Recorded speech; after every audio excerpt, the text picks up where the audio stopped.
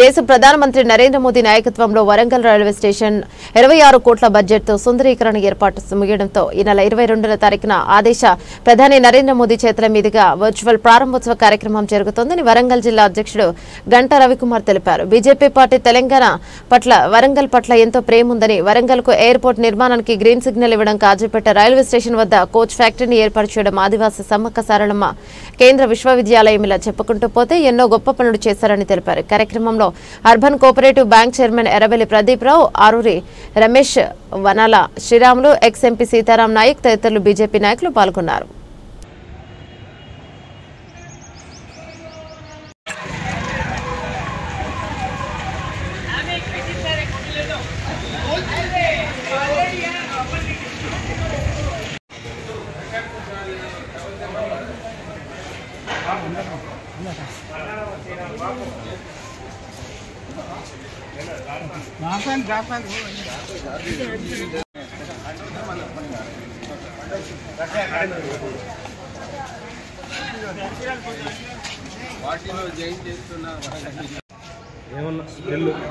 నరేంద్ర మోడీ గారి నాయకత్వం వర్ధిల్లాలి. నరేంద్ర మోడీ గారి నాయకత్వం వర్ధిల్లాలి.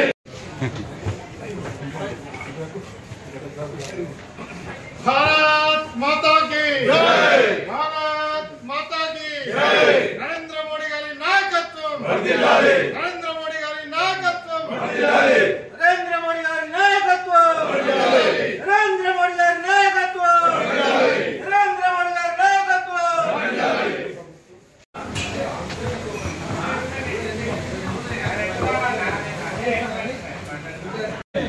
ఈరోజు నరేంద్ర మోడీ గారి ప్రభుత్వం 2014లో ఏర్పడిన తర్వాత ప్రజా రవాణా వ్యవస్థ పైన చాలా శ్రద్ధ చూపిస్తున్నారు. దానిలో భాగంగా భారతదేశంలోని ప్రతి ప్రాంతానికి కూడా రైల్వే లైన్ల నిర్మాణం కోసం బడ్జెట్లో ఎక్కువ కేటాయింపులు చేయడం జరుగుతుంది. దానిలో భాగంగా 2023 జనవరి 31న కేంద్ర రైల్వే శాఖ మంత్రులు అశ్విని వైష్ణవ్ గారు అమృత్ భారత్ స్టేషన్లో అనే ఒక కొత్త పథకాన్ని తీసుకురావడం జరిగింది. ఈ అమృత్ భారత్ రైల్వే స్టేషన్ల అభివృద్ధిలో భాగంగా దేశ స్థాయిలో 1275 రైల్వే స్టేషన్లను ఎన్నిక చేయడం జరిగింది. దానిలో భాగంగా తెలంగాణ రాష్ట్రానికి 38 రైల్వే స్టేషన్ల ఆధునికీకరణలో భాగంగా మన వరంగల్ రైల్వే స్టేషన్ను కూడా దాంట్లో సెలెక్ట్ చేయడం జరిగింది. దాంతో అమృత్ భారత్ స్కీమ్ బడ్జెట్ కింద 25 కోట్ల 41 లక్షల రూపాయలు రైల్వే బడ్జెట్లో ఈ స్కీమ్ కింద ఈ రైల్వే స్టేషన్కి అభివృద్ధి కోసం ఇవ్వడం జరిగింది. దానిలో భాగంగా ఆ నిధులతోని రైల్వే ఫుట్ఓవర్ బ్రిడ్జి దాదాపు 12 మీటర్లు మన తెలంగాణ రాష్ట్రంలోనే ఏ రైల్వే స్టేషన్లో లేదు, సికింద్రాబాద్ అతి పెద్ద రైల్వే ఫుట్ఓవర్ బ్రిడ్జి. అదేవిధంగా ప్రయాణికుల సౌకర్యార్థం ఏసీ వెయిటింగ్ హాల్, అదేవిధంగా జనరేటర్ సపరేట్గా రూము, అదేవిధంగా ఈ బ్యాటరీస్ రీఛార్జింగ్ కోసం సపరేట్గా ఒక హాలు. దాంతోపాటు సుందరీకరణలో భాగంగా రైల్వే స్టేషన్ ముందు కిలవరంగల్ యొక్క ఏకశిలాతోరణంపై ఉన్న కిలవరంగల్ ఫోర్టు, అదేవిధంగా ల్యాండ్స్కేపింగ్, లైటింగ్, అదేవిధంగా వాష్రూమ్స్ యొక్క అభివృద్ధిని ఈ నిధులతో మనం చేసుకోవడం జరిగింది. ఎస్కలేటరు, ముఖ్యంగా ఎస్కలేటరు, దాంతోపాటు ఎన్ఎస్జి నాన్ సబర్బన్ గ్రిడ్ కింద ఈ 25 కోట్ల 41 లక్షలను ఖర్చు చేయడం జరిగింది. దీనికన్నా ముందు కూడా కేంద్ర ప్రధానమంత్రి నరేంద్ర మోడీ గారు 18 కోట్లు ఇచ్చి రైల్వే స్టేషన్ని అభివృద్ధి చేయడం జరిగింది. నరేంద్ర మోడీ గారి ప్రభుత్వం తెలంగాణలోని రైల్వే స్టేషన్ల అభివృద్ధికి ఎలాంటి ఇక్కడ ప్రభుత్వం లేకుండా కాంగ్రెస్ పార్టీ వాళ్ళు ఎప్పుడు చెప్తుంటారు ఈ అభివృద్ధి మాదే అని. అది కాకుండా వారు ఇక్కడ బీజేపీ కేంద్రంలో ఉన్నా కూడా తెలంగాణ రైల్వే పనుల అభివృద్ధికి నిధులు కేటాయించడం జరుగుతుంది. ఇప్పుడు ఈ మీడియాను ఉద్దేశించి ఇవాళ భారతీయ జనతా పార్టీ పార్లమెంట్ అభ్యర్థి పోటీ చేసిన ఆరూరి రమేష్ గారు ఎక్స్ ఎమ్మెల్యే గారితో మాట్లాడారు. వరంగల్ నరేంద్ర మోడీ గారి నాయకత్వంలో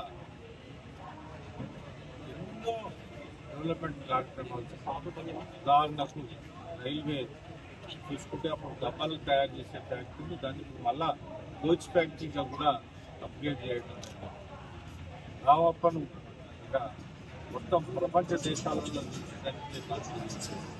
అంటే గిరిజన యూనివర్సిటీ ఇచ్చింది, ఈ వరంగల్కు స్మాల్ సిటీ నిధులు ఇచ్చింది, రైల్వే స్టేషన్ కూడా సుమారుగా ఇప్పుడు 25 కోట్లు, అంతకుముందు 18 కోట్లు, ఇట్లా అంటే ఒక మహల్ లోపలికి పోతే ఒక మహల్లో తిరిగిన వాతావరణం అవపడే విధంగా దీన్ని తీర్చిదిద్ది.